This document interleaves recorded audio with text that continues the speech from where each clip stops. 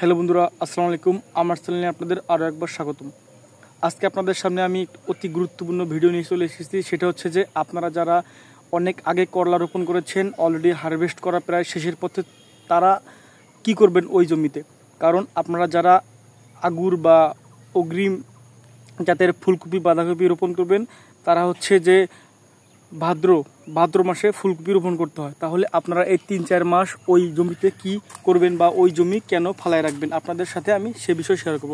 আপনারা জানেন যে আমি এই জমিতে অনেক আগে আলু রোপণ করেছিলাম, আলুর মাঝে করলা রোপণ করেছি। অলরেডি করলার বয়স প্রায় 160 দিনের মতো হয়ে গেছে অনেক। তারপরেও দেখেন মাশাআল্লাহ অনেক ফল রয়েছে। আপনাদের যদি আমি দেখাই যে আমার করলা গাছে কীরকম ফল রয়েছে, আপনারা জানেন যে আমার এখানে টোটালি 84টি গাছ রয়েছে। অলরেডি অনেকবার হারভেস্ট করা হয়ে গেছে, গাছের বয়স অনেক দিন হয়ে গেছে এবং গাছে আর তেমন ফল দেখা যাচ্ছে না। যাও দেখা যাচ্ছে তা ক্যাট আকারে বের হচ্ছে এবং আমার মনে হয় আর 1-2 বার আমি হারভেস্ট করলে আমার অলরেডি ফল শেষ হয়ে যাবে। এবং যদি নতুন করে ফল বের হয় তাহলে মাশাআল্লাহ আলহামদুলিল্লাহ, যদি না বের হয় তাহলে কি করবেন।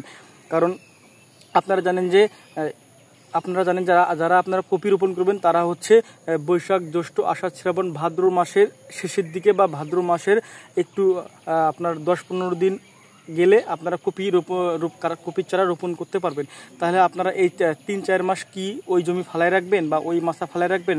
মোটেও না। আপনাদের আমি যেটা বলতে চাই সেটা হচ্ছে, আপনারা যখন করলার প্রজেক্ট করেছেন বা অন্য কোনো প্রজেক্ট করেছেন, প্রজেক্টের বয়স শেষের পথে, তখন আপনারা ওই জমিতেই আপনারা এই 3-4 মাসের জন্য অন্য কিছু চাষাবাদ করতে পারবেন। তার মধ্যে করলা চাষ করতে পারেন, চাল কুমড়া চাষ করতে পারবেন এবং চিচিঙ্গাও চাষ করতে পারেন। কারণ 3 মাস বা 3.5 মাস 4 মাস পরে কিন্তু আপনারা যারা আগুর জাতের কপিটা চারা রোপণ করবেন, তারা কিন্তু তাই করবেন। তাহলে আপনাকে প্রায় 3-4 মাস এই মাছাটা, যে মাছা আপনি কষ্ট করে দিয়েছেন বা জমি, আপনাকে ফালায় রাখতে হবে। আমি যে কথা বলতেছি, যদি আপনারা আমার বুদ্ধি বা পরামর্শ গ্রহণ করেন, তাহলে আপনাদের যে জমিটা পড়ে থাকতে হবে না।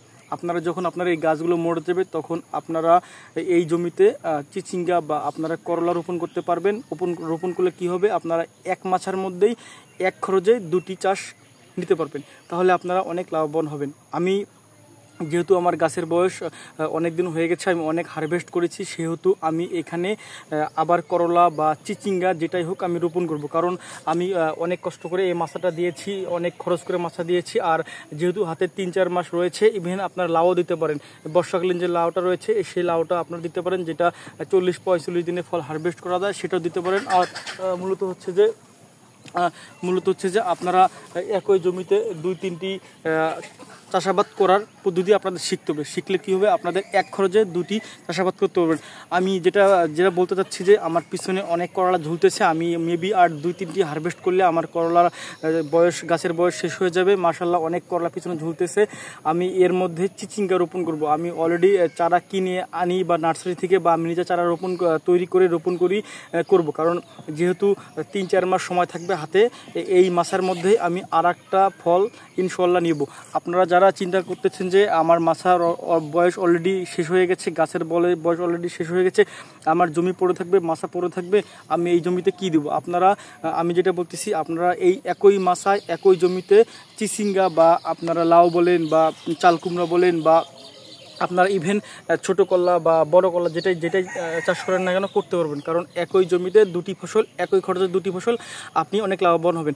আপনারা জানেন যে বর্ষার দিকে যেহেতু আপনার বৃষ্টি বেশি হয়, সেহেতু একটু করলার আপনার স্থির ফলের সংখ্যা কমে যায় এবং ফল সেটা কম হয়। যে কোনো সবজির ক্ষেত্রে সেটা সেম, কারণ পরাগায়ন কম হলে আপনার ফল সেটা কম হবে। তাই আপনাদের যেটা করতে হবে যে একটু যদি ফল কমও হয়, তারপরে কিন্তু আপনারা দামে বেশি পাবেন, তখন কিন্তু দাম বেশি থাকবে। তাই আপনারা যেটা করতে পারবেন, আপনার চিচিঙ্গা বা করলা যে কোনো একটি বা চাল কুমড়া বা লাউ রোপণ করতে পারেন। কারণ আপনারা তখন জানেন যে তখন বর্ষা মাসে আপনার কিন্তু জিনিসপাতির দাম বেশি থাকে, আপনারা লাভবান হতে পারবেন। তাই আপনাদের আমি যেটা বলতেছি যে আপনারা একই মাছায় 2টি ফসল চাষাবাদ করতে আপনারা চেষ্টা করবেন। কারণ একই ফসলে বা একই মাছায় 2টি ফসল বা একই জমিতে দুটি ফসল চাষাবাদ করলে আপনারা যেমন এদিকে অর্থনৈতিক লাভ হবেন, তেমনি আপনার অর্থের দিকে খরচ কম হবে। কারণ আপনার একই মাছায় 2টি ফসল, যেমন আমি অলরেডি মাছা তৈরি করেছি, দেখতে পাচ্ছেন। আমি যখন গাছগুলো কেটে ফেলবো, তখন অলরেডি আমি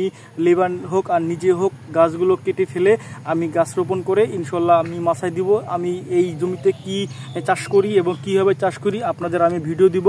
আর আপনাদের প্রজেক্টের যত্ন নেবেন এবং আপনাদের প্রজেক্টের অবশ্যই যদি জমি পড়ে না থাকে সে চেষ্টা করবে, কারণ একই জমিতে বারবার ফসল রোপণ করার চেষ্টা করবেন, সেক্ষেত্রে আপনার কষ্ট বা খরচ কম হবে, অধিক লাভবান হবেন। এতক্ষণ আমার ভিডিও দেখার জন্য আপনাদের অসংখ্য ধন্যবাদ। আসসালামু আলাইকুম।